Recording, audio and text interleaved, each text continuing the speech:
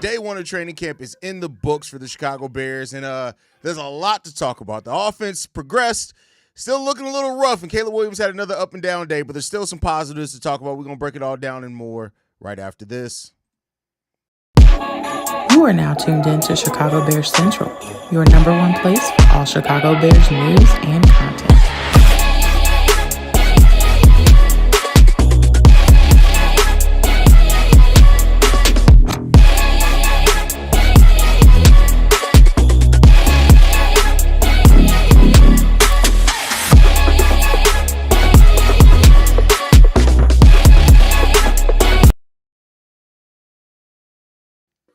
What's going on, Bears fans? Welcome to another episode of Chicago Bears Central, your number one spot for everything Chicago Bears related. We got Bobby, myself, Haize in the building today. Let's go ahead and get into it, man. So it seems like there was another up and down day is the way it was described for Caleb Williams. The offense also is still adapting to the new offensive play calling. Seems they struggled, during OTAs. They struggled a little bit today. There was some progress made, though. Kevin Byard did say a couple of days ago that you can tell that the offense is improving, especially over where it was last year. But, Bobby, how do you feel with hearing that the offense is still not yet where they wanted to be at? Saw everything I expected to hear. It's not like they've been in this system for 2, 3, 4, 5 years, which I hope we can get into this system for 10 years down the road because it'll be great. But this is a new installment. I think right now the most important thing is going to be the operations. How does Caleb Williams call the plays? How does guys get in and out of the huddle? How does guys make sure they lining up correctly? And then you just let the things flow from there. I think that these guys are going to have to come together and be able to put it all together, but that's going to take time, especially with a new offense. And these guys are moving DJ Moore inside, outside. You're moving Cole Kmet inside, outside. They're trying to see what placement is going to look like for these guys. So it's a number of things that they got to figure out. So right now, I'm just more so worried about the operation. And from what I've been hearing and seeing some of the press conference, that is improving. And we'll eventually get to a point to where we see this offense humming, hopefully. Hopefully. Yeah, I mean, it's a process, right? I know that's going to be concerning, especially for the people that, have still the PTSD from last year. It's all understandable, but it takes time to learn a new system, much less when you have basically a whole new offensive line for the most part. You got new weapons that you're trying to work in there as well. It's going to take some time. And, this is where you want to hear that they're progressing, but they still aren't where they're supposed to be at. We still got a long time. We got, 90 days until football's played? Like, we got a long time to get it together. I can't wait, brother. Yeah. I can't wait. So, we'll see. Clay Harbor described Caleb Williams' day as up and down. He said he made some nice plays and also left some on the field as well. But, Ben Johnson did say a lot that as far as Caleb Williams and his consistency during the initial offseason program. How you feeling about Caleb Williams still being a little rough around the edges? Hey, it's all going to come with that's what's going to happen at this point in time. I think that right now you want to focus on the operation. The good thing is that we hearing that he's spending a lot of time with his coaches and they're actually watching film together. So that's a good thing. So you're hearing those things, and I expect him to just continuously to get better. He's putting in the work, spending those extra hours, asking those questions. We've seen that he's been spending time with the veteran Case Keenum. So hopefully all those things pay dividends in the end. So I love to hear it. It's okay. But once training camp rolls around, you want to see how he begins to cook, especially with those joint practices that are going to be on the schedule. You want to hear good things around that time. But right now, we could just take some steps forward. Even if you take a couple back, it's okay. We'll keep pushing forward, though. That's a fact. One thing that came out today as well, I don't know if you got to see this yet or not, Bobby, but Cole Kmet said that when the Bears took Colston Loveland, it took him aback. He had to take a step back, but he said Ben Johnson called him immediately and reassured him of his place in this team. Ben Johnson's the guy, bro. Like, nothing that I've heard about Ben Johnson. If he's not successful, I'm going to be extremely surprised because the way that he's handling this whole situation is damn near perfect, bro. Yeah, man. Coming into this, we heard that the man was a maniac and he cared a lot about the details. So that's something that we're going to be paying close attention to once the season roll around. Like, because I already expect there's going to be a period over the training camps where the offense just went at the defense. But we heard that before, or at least in some aspects, depending on the season. I think that you want to hear most of that during the season, or at least see it during the season. But one word that I've been hearing is intense, intense, intense, intense. And that's coming from a lot of the veterans as well. So you want to see that intensity. You want to see guys come out with a sense of urgency because we've been doing this damn podcast for 3 seasons. We want to win. We Haven't want had to a celebrate winning wins. season yet, bro. The closest we've been to a winning season is 7-10 since we started Crazy the show. work. That's crazy. Crazy. So yeah, bro, we want to go out there and see these guys absolutely put it on wax and be a force because hey, I'm saying it right now, Haize. NFC North wide open, bro. NFC North Yeah, wide I open, bro. mean, All them losses to Detroit is wide open. I'm not crowning the Chicago Bears. Relax, y'all. I'm just saying it's wide open. it is. I mean, this is the opportunity to make your move, and the Bears have a lot that they're going to have to prove, and that's why getting Caleb, getting this offense all on the same page is hugely important to that. But, like, everything's lining up to where the NFC North is going to be open this year, more open than what it's ever been before. The Detroit Pistons have lost a lot between Ragnow, both their coordinators, other players that they've lost. They have lost a lot. Now, they're still a well-coached team. They're still a deep team, but it is more open now. You got the Vikings, they're a little bit weaker. The Packers are still the Packers, right? So it's going to come down to that. They're going to be a tough team. I hate to say that, but they're going to be a tough team. It's just the Bears are just going to have to come in here and prove they belong, man. That's all it is. Absolutely, bro. Everybody just gonna have to compete and may the best team win, man. That's just what it's gonna come down to. And I think that the Chicago Bears, you've seen what this team is made of, or at least a few glimpses of it this past season, especially at least starting within our division on how they competed with everybody. They pretty much could have went 2-0 versus the Packers, but we got the block field goal that took that game away. And there are some other things that you had to consider when going up against those other teams, but we're right in the mix. I ain't gonna crown them yet. But hey, it's wide open. And I think that if they go out there, execute, and they play to the standard, we should be fine. We should be fine. That's a fact. That's a fact. Karen Amagaje today in training camp was back to getting reps as the starting left tackle today. Ozzie Trapillo does continue to play a lot too, but today was the day for Karen Amagaje. He also reported that it was an up and down day for Karen Amagaje today, that he gave up a sack to Montez Sweat, who came off the edge, and that the starting job seems like right now is between Karen Amagaje, Trapillo. Of course, Braxton Jones isn't still fully healthy when it comes down to it. Also pointed out that Trapillo was solid with the second team, according to Clay Harbor as well. And Ben Johnson said that it will go to the best and most consistent pass protector who gets that starting job. How you feeling about that, Bobby? Love to hear it because you can take care of the stuff on the run blocking side because you know what I'm saying. If you're gonna be able to move some DEs out the way and the linebacker come down, those big fellas up front, they're gonna be able to get the linebackers, and you damn sure can be able to get some defensive backs out of the way. We know the most important part is the passing game because I got to keep bringing it up. The whole entire line was on the ground in Indy. Bro, the whole line. Multiple times. It wasn't just once. That's the problem with it. Bro, so you got to – I'm with Ben Johnson. How well can you pass protect? But adding to that, are you being good at it consistently? So I love everything that he's been saying, and I expect that maybe tomorrow, as we continue this thing going, Ozzie Trapillo might be seeing reps with the first team. May the best man win. I love the competition aspect. And just to bring it up, Braxton Jones started to make his name around this time when he came on the Chicago Bears. Yep. Which one of these young guys, while Braxton Jones is getting ready to come back, which one of them guys are going to make an impression on the coaching staff to give themselves a leg up in this competition? It's going to be interesting to see. Yeah, I mean, it's going to be a really important battle. We don't have very many position battles on this team this year, but we got some important ones. The left tackle's one. We just talked about that. Ozzie Trapillo, Karen Amagaje, Braxton Jones, they all are still in the mix for that position. They're not showing their hand on who's going to be it, and they probably won't until preseason and we get some actual snaps, live snaps there.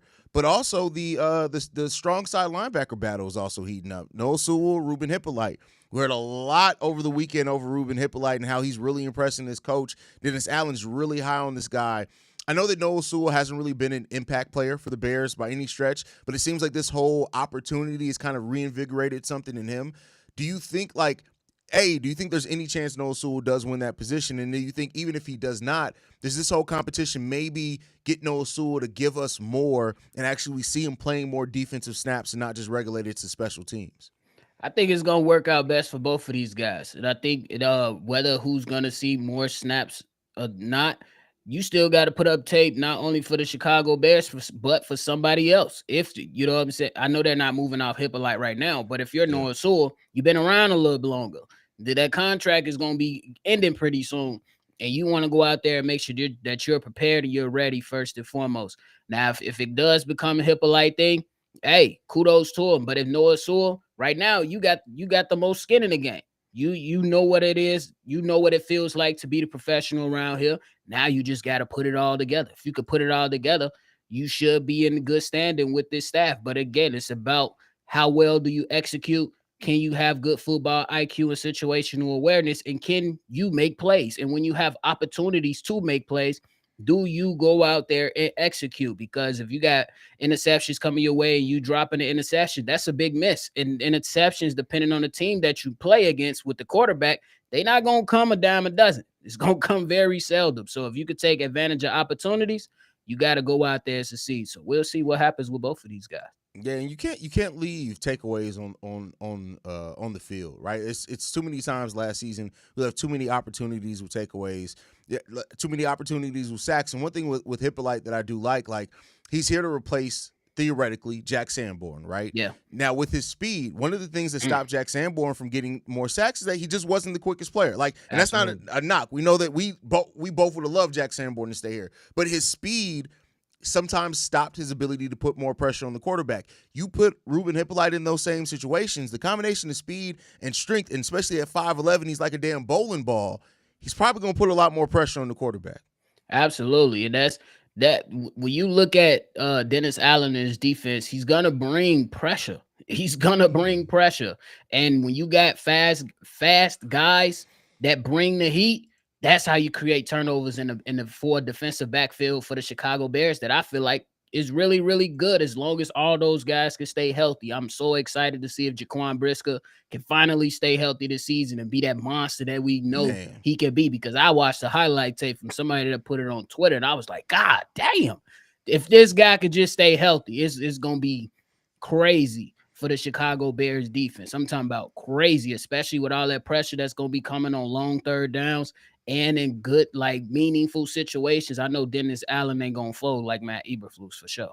Yeah, there's definitely times where you forget how good Jaquan Brisker could be because he spent so much time not on the field last year, right? But like a healthy Jaquan turns into that dog that you need in the secondary, and that really changes the complexity of this defense. So like, hopefully Jaquan can stay healthy, not just for the contract and stuff like that, but like just because like that adds such a different dynamic. The little bit that we saw between having him and Kevin Byard being able to go inside the box, outside the box, both of them really being able to do everything you need from either safety position added a lot, and that was under a Matt Eberflus coach defense that had stagnant play calling. You give Dennis Allen those weapons, man, that's a story for another Bro, day. it's gonna be crazy because the man Kyler Gordon is a monster in run support. Yeah. Jaquan Brisker up there too. So it's gonna be very, very interesting to see. And my man's Kevin Byard had a crazy total of tackles this past season. So we know that he's gonna be able to fill in when needed. And you just hope that those guys could just make sure and protect the back end, especially because the expectation is to have Jalen Johnson traveling now. So, yeah, a lot of opportunities going to be coming for these defensive backs. And that's something I'm really excited to see, too. We've seen Jalen Johnson basically stay in the zone, stay on one side, shut down the side of the field. And that's allowed quarterbacks to basically say, all right, we're just not going to go to this side of the field at all. Now that you're going to be moving Jalen Johnson around, playing him in more man, and with having Jalen Johnson around and having Jaquan back and having Kyler Gordon and just that whole secondary that we have and the way that Dennis Allen likes to use that secondary, I'm telling you, man, that's going to be special to watch, bro. For real. And I'm interested to see some maturity come out of Tyreek Stevenson. Because, like, if you watched him before he came onto the Chicago Bears, he was a press corner in Miami. He came in, he made some good plays, he had his bumps in a row. But how well does Al Harris get him, you know what I'm saying, straighten up and button up? That's going to be an interesting watch as well, because a lot of, we criticized the hell out of him, and rightfully so. How do you bounce back now? It's going to be interesting to watch Tyreek Stevenson as well. Yeah, Tyreek Stevenson, definitely one of those guys. And they listen, I'll tell y'all what, this needs to be the season where you can't have too many mistakes from Tyreek Stevenson or Terrell Smith because Zay Frazier there. And Bruh. Zay Frazier is, I don't know how like that dude's talented between being able to play Facts. corner, safety, anything you want in the defensive backfield. I see Dennis Allen falling in love with that kid, man. Yeah, and they was very impressed with him already. Getting an early look on him and impressing your coaches early already. So, and he a big corner too. Yeah. That's the crazy part. I think he like 6'3", right? Yeah, That's something like crazy. that. So it ain't gonna be too many matchups he can't be a part of, or he's gonna be able to have an opportunity to take advantage of. So guys better get right. For sure. So the Bears had perfect attendance, but they still have some injuries, some people that haven't seen the field yet. Still nothing from Luther Burden, still nothing from Colston Loveland. These guys are rookies, and I'm going to start here with the rookies. We've got some veterans to talk about, too, that haven't been on the field. But, like, how concerned are you that they've missed rookie minicamp, they've missed OTAs, they've missed now the start of training camp? I get it that rookies, and they're still learning the playbook. It's not like they're just sitting home not doing anything. But are you concerned that they haven't gotten on the field yet and how far that can set them back of where we need them to be by the start of the season? Yeah, I am a bit concerned. I'll be honest with that simply because of the rookie aspect. These are not veterans who've been around for a while, like a Kyler Gordon or a TJ Edwards. Those guys already know what it takes. You know what I'm saying? And I would say that the offensive playbook is way more complex than a defensive playbook, especially with the details that Ben Johnson is trying to incorporate into this. I definitely have some concerns. I hope that these guys can get it going. I wish they was on the field right now, but it is what it is. The good thing is that they are present. They're getting ready mentally. I think that that's a big aspect of it. But to add on, I would love to see him on the field because though you are learning things mentally, some people actually learn a little bit better by actually doing it. And you want to see how does it all come together with those guys on the field. That's and you don't want to rush it, of course. But I do want to see them get on the field as soon as possible because you just want to get everybody out there at game speed and to get over the hump. Now, we still got a lot of time. There's still a lot of training camp left. There's going to be preseason games to get everybody up to snuff as well. But it's just that how long as this has been going on for those two specifically is just a little bit concerning. Kyler Gordon, he was still out as well. TJ Edwards. But as you said, those guys are veterans. Yeah, it's a new complex playbook and how they're all going to be used.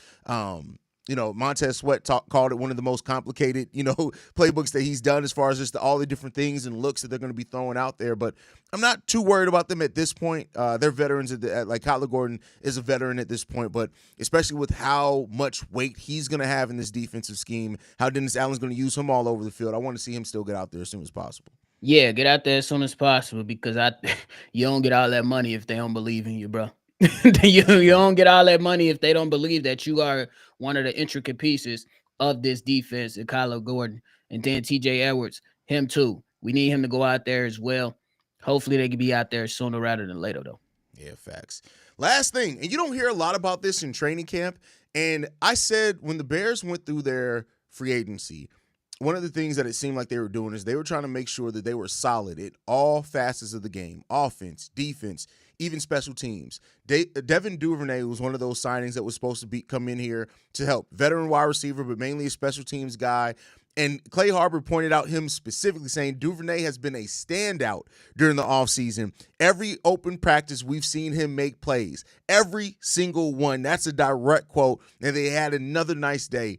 I know that special teams is something that when it does its job, you don't think about it a lot. But it can become a weapon for you as far as helping flip the field, get you in a better position, all that type of stuff. Is this going to be one of those years where we look at the special teams from the Bears and Devin Duvernay, and is this going to be a big part for the Bears team this season? I hope so, simply because we know the man on the defensive side that's going to be calling the plays is a maniac. Torrey Taylor, we need you to pin the damn offense. Pin them. So we can put the ears back with our defensive line and we can get safeties, sacks, create interceptions and fumbles. Then when you come in, Cairo, hit your damn field goals in the clutch. If you got to go out there and hit the 50-yarder, we need that. Hey, we need some juice, Devin Duvernay. Let's go out there and let's give me a 45, 50-yard return to spark this offense right now. And then the offense go execute. So I think that is going to be one of those things. I think Coach Hightower is a solid special teams coach, personally. Yeah. Again, we don't ever really talk about it or really think about it, but I hope that could be an added dimension to this game, to this team. I definitely don't want it to be 06 because the 06, it was literally defense and special teams. But I want it to be an added weapon to this team. I want a nice, well-rounded team to where you got to worry your game plan for everything. For everything. Yeah. I mean, and when you got to worry about a team and when you get no let-ups from a team, right? Like you even mentioned Torrey Taylor pinning defenses back, Devin Duvernay returning kicks, all these type of things. When you got to look at a team and every facet you got to worry about, that's something that not every team is ready to game plan for. Like you don't have to game plan for special teams, but if you can make it a legit weapon for yourself where you're like, hey, man, we're going to have to eke out a couple of more yards on this drive, even if we do punt, because if you put the Bears and give them this position, the special teams is going to take a little bit. Like if you make teams have to think about that, that's just a competitive advantage, and that's what you want. So absolutely, because when you think about like when the opposing team has to punt and Devin Duvernay is a threat out there, they got it. The most coaches be like, yeah, kick the ball out of bounds. And a lot of punters, they typically botch that kick. You got to be very skilled to be able to execute that type of kick. And then if that punter over there botches that punt and kicks it off the side of his foot to knock it out of bounds, that's good field position that could typically happen for the Chicago Bears. So, hey, I'm all for it, man. I definitely want a well-rounded team. It's time to eat. It's time to eat. We've been waiting at the table for the meal for too damn long. Somebody bring the meal out. Damn. That's a fact. That's a big fact there. Well, I got nothing left, Bob. You got anything left before we get up out of here, man? Hey, man, DJ Moore.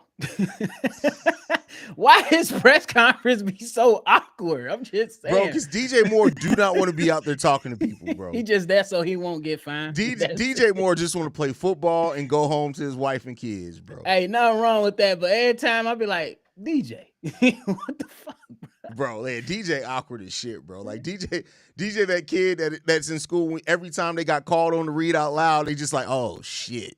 Right, for real. They be like, oh, shit, y'all want me to read? Me? Oh, yeah, for sure. Funny. Yeah, goofy ass. But shout out to DJ Moore, though, man. Always love seeing him. Hopefully he has a big season here as well, man. But we want to thank you guys for tuning in. We're going to go ahead and get up out here. You guys can follow us at Chi Bears Central. You can send us any feedback, questions, comments, concerns, ChicagoBearsCentral@gmail.com. Lastly, if you want to leave a text message and our voicemail for the mailbag, the number to do so, 773-270-2799. We are the number one spot for everything Chicago